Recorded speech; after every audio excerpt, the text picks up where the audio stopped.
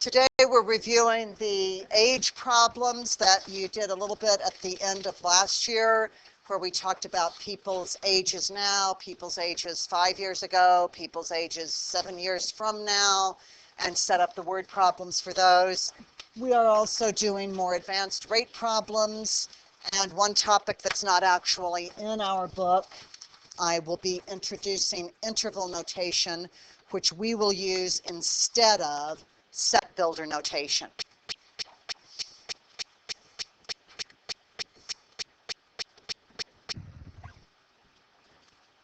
So here is an example of one of the age problems. To work these, we need to think about a timeline. So we have now, and then for this problem, we have 10 years ago. So that's back earlier on the timeline. And then we're going to have 5 years from now. So that's going to be in the future on the timeline.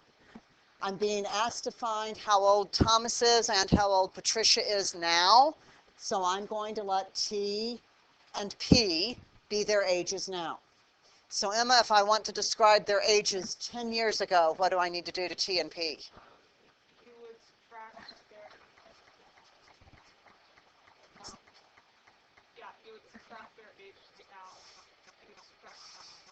So I take their ages now and just subtract 10. Excellent. And if I want their ages in the future, Ian, what do I do? So for these future ages, I'm going to add 5. So now that we know what our different kind of things are, it's much like the consecutive integer problems. We just start reading the sentences and put in, oh, this one times 5, and this one plus that one minus 7, or whatever the sentences tell us to do. So this one says 10 years ago, so I'm using the 10 years ago variables.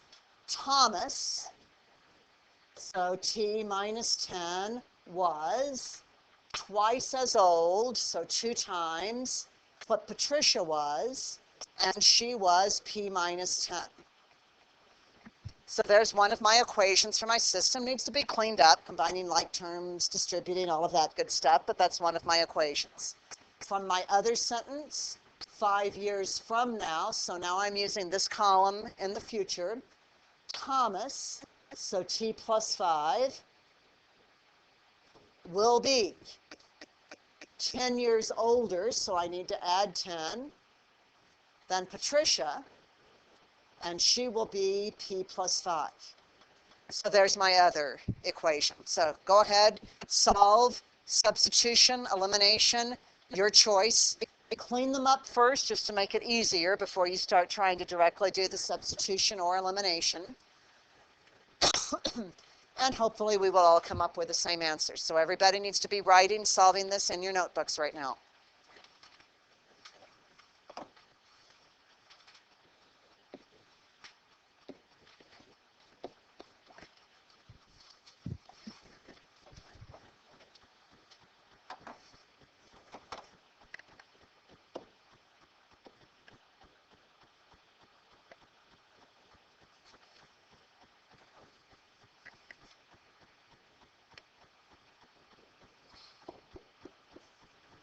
You may do substitution or elimination. I'm choosing to do substitution or transitive property.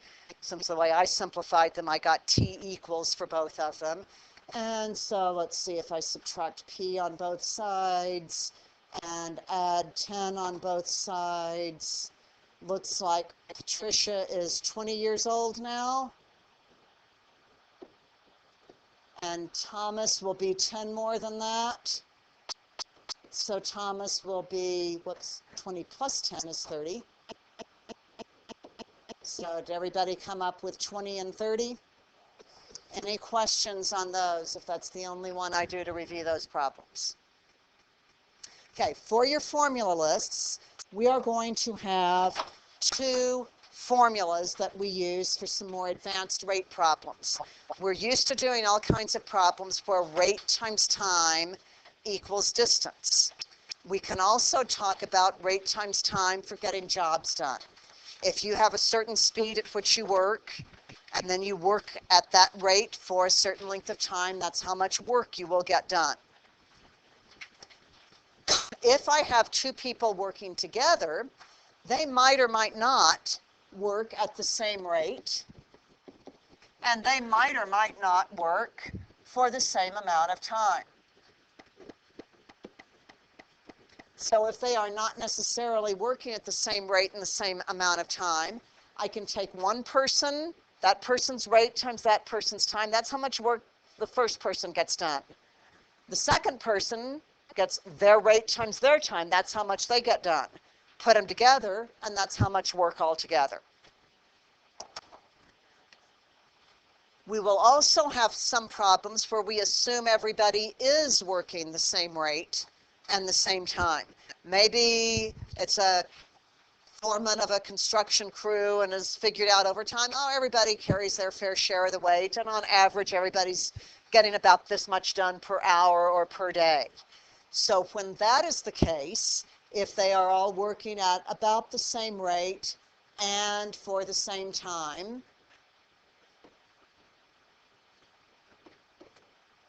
then rate times time would be how much any one of them gets done, times how many of them are working is how much they get done altogether. So the basic ideas of these formulas make sense as you look at them. They'll, of course, become clearer as we actually start plugging into the two examples I'm going to do of these.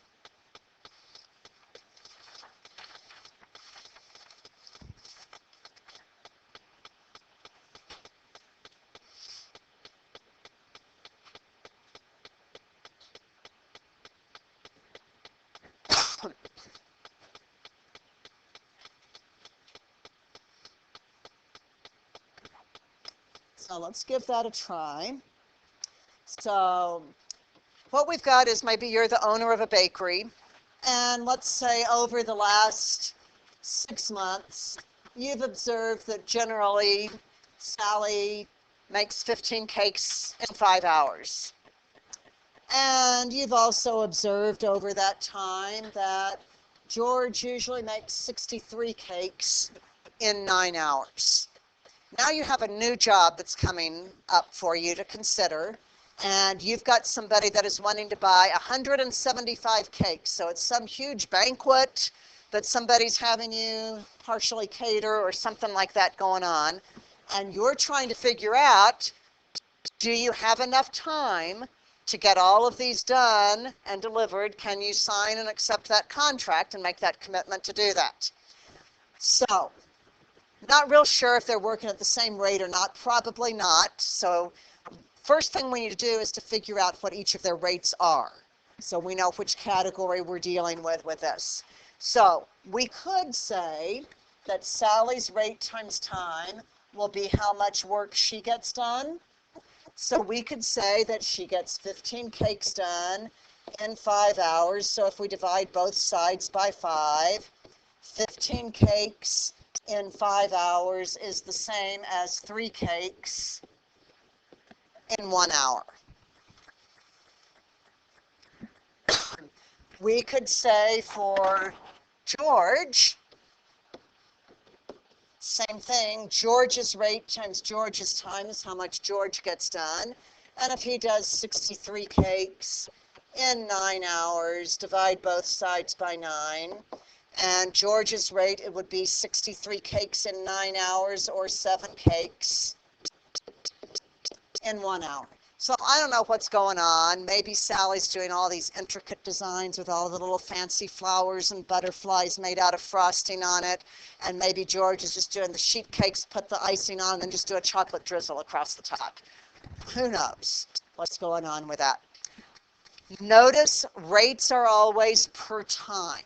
This one, you didn't necessarily need to write this out. You could have looked at it and said, oh, cakes per hours, that's a rate. You can always remember rates because you know one rate is how fast you drive, and those are miles per hour. Time is always the denominator on a rate. So they work at different rates. So what we're going to have going on now with this new possible contract is we are going to have Sally do some of the work, and we're going to have George do some of the work, and they need to get the entire thing done. So we're going to make 175 cakes. We know that Sally's rate is generally 3 cakes per hour, and George's rate is generally 7 cakes per hour. Now this one's tricky, so I need you to pay close attention. They don't work the same amount of time. Sally starts first, 5 hours later George starts. So whose time is bigger? Who works more? Sally. So Sally has the bigger time, and it is George's time plus 5. Now here's the tricky part. What are they asking us to find? Because they put the together time. So Sally starts working. Are they working together right then? Those first 5 hours, they are not working together. When George starts, are they working together? Do they keep working together up until the job ends? So what we're really being asked to find here is George's time for this problem. So a little bit different the way they word that than what we're used to. It's not Sally's time plus George's time. It's how long were they actually working side by side. So I can now do my substitution, TG plus 5 for Sally's time, keep this one as George's time, and now it's just a matter of solving. So we have 3TG plus 15 plus 7TG, so 10TG plus 15 is 175. Subtract the 15, and 10TG is 160. So everybody shout out for me, what is George's time or the together time? 16 hours. Very good. Questions with that one? Okay, let's do another one. So we've got 2 people. They may or may not be working the same rates. They tell us Joe can do 2 cars in 3 hours, so that tells us Joe's rate. And remember, it has to be work per time, so we're going to do the 2 cars over the 3 hours. So that means 2/3 of a car per hour is how much he can detail. That's his rate. So they're going to work together. So we are going to have Joe, rate and time, Megan's rate and time, and that needs to be the total work that they get done. Working together, they're going to get 4 cars done.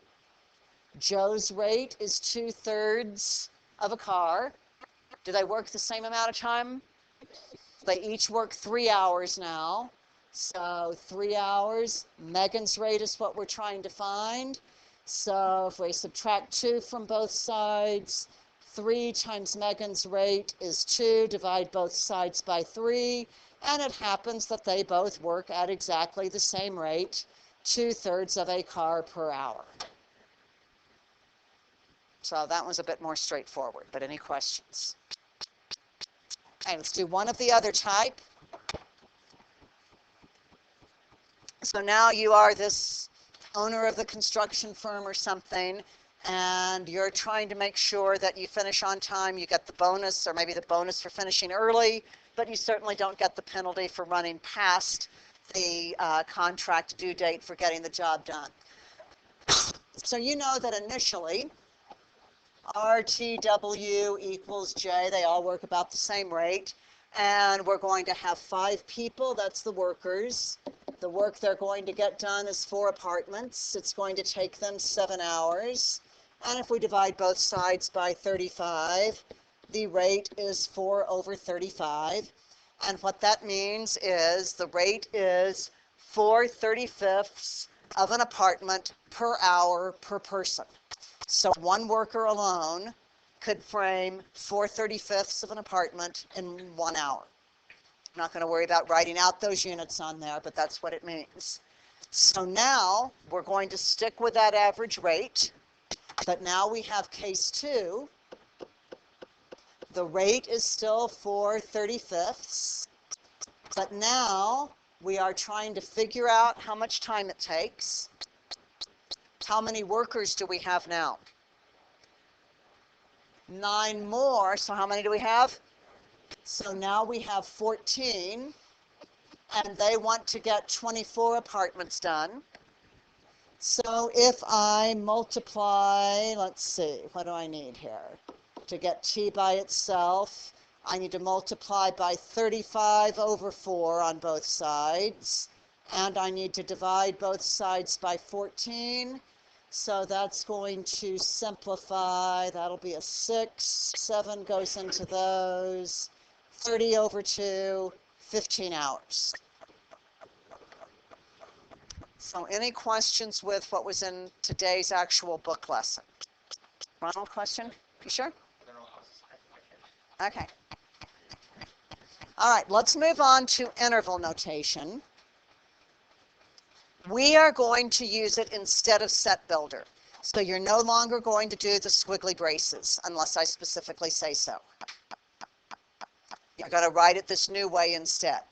This new way is a way of describing, it describes the shaded part of the number line if you were doing a number line graph.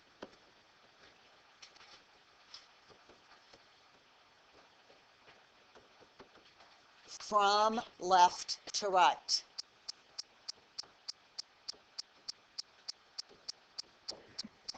So we figured out, oh, it's got to be greater than this, or less than or equal to that, or not equal to this. So we figure out where we're shading, where we've got open circles, where we've got closed circles that are filled in. If we have an open circle, we are going to use a parentheses. If we have filled in the circle when we shade the number line, we are going to use a square bracket. If we are going all the way to the ends, if we have an arrow all the way to the left, we are going to use a minus infinity to mean in the negative direction forever. And if we have an arrow going to the right, we're going to use an infinity without anything in front of it, meaning a positive infinity, that we're going that direction. So if I had an open circle and shaded everything to the left, my interval notation for that would have parentheses on both sides of it, and whatever the number is for this open circle is what would go in this open part inside the parentheses. But if I had an endpoint that I do include, if the endpoint is shaded in, and then I shaded everything to the left forever, I'd have to have the square bracket there. If I were going to the right and did not include it, had an open circle, I'd have the parentheses. If I filled in the circle, I would have the square bracket on there.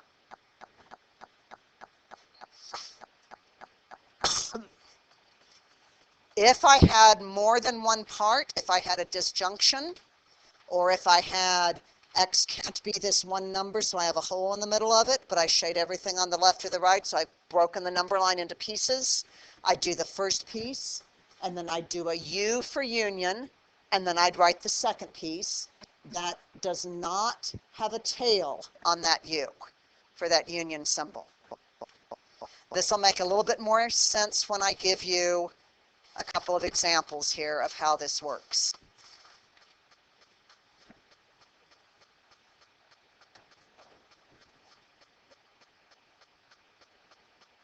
So let's suppose I had a problem asking me to find the domain. I'm still going to look for my restrictions, write down that inequality, solve it, and then I get to my answer. So let's suppose I got to x is greater than 3. I am not going to write with the squiggly braces anymore like you see here on the left. I am going to think, not necessarily draw the picture of what the number line would look like. That would mean open circle on 3 and shade everything to the right of that.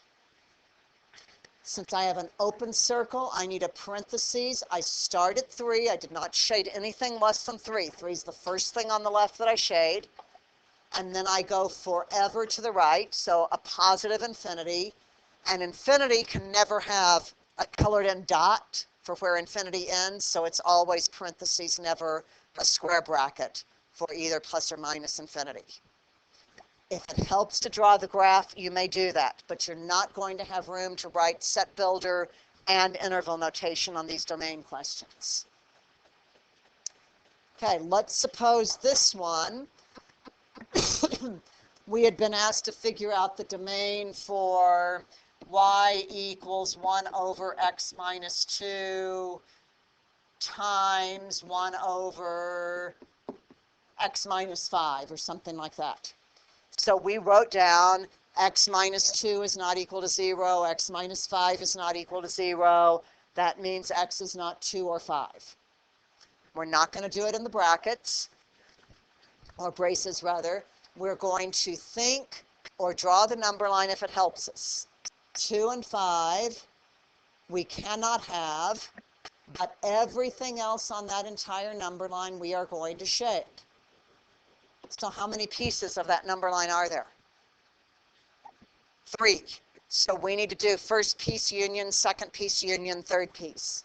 First piece, negative infinity, so parentheses minus infinity. Parentheses are square bracket for the 2. Parentheses because it's an open circle, union. Next piece, both ends are open circles, so 2 comma 5. That's not an ordered pair, 2, 5. That's the interval from 2 to 5, not including the endpoints. Union, and then the final piece, 5, infinity. And let me do one more, and then we will move into doing homework. So for this one, let's suppose that I had y is the square root of x plus 7 over x minus 1. And the book said find the domain of that. I would write down the inside of the square root has to be greater than or equal to 0. That means x has to be greater than or equal to negative 7. And I would write down that my denominator, x minus 1, just like it is, no mental math work, cannot be 0, so x cannot be 1. I will skip writing it in set builder notation like what's printed. I will think or draw the number line. So here's negative 7, and here's 1. Those are the critical numbers that I came up with from my algebra. So x cannot be 1, so open circle on that. X can be negative 7, and anything bigger than it, except I have to skip 1. So fingers, how many pieces do I have on this one? So 2 pieces on that one. Nothing to the left of negative 7. Negative 7 is where I start. Square or curved? Square for the negative 7 because it's colored in. Go up to 1, and then that's curved because I do not include it. Union, 1 to infinity. So kind of sort of makes sense to everybody? Anybody with questions on that?